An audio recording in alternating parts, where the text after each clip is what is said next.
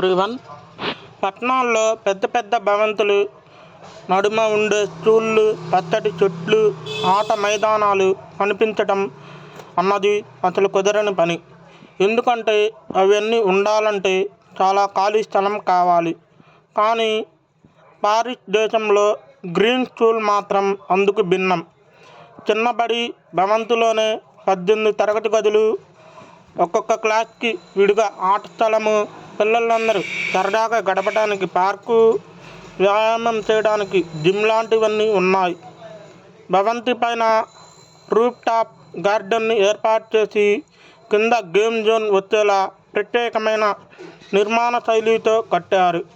చిన్నారులకు పరిసరాలతో అనుబంధం తప్పనిసరిగా ఉండాలన్న ఉద్దేశంతో ఈ వినూత్న ఆలోచన చేశారట. తక్కువ స్థలంలో బడి పరిసరాలన్నీ ఎంతో అందంగా మార్చిన ఈ ఐడియా ఎన్నో పాఠశాలకు ఆదర్శమే. న్యూయార్క్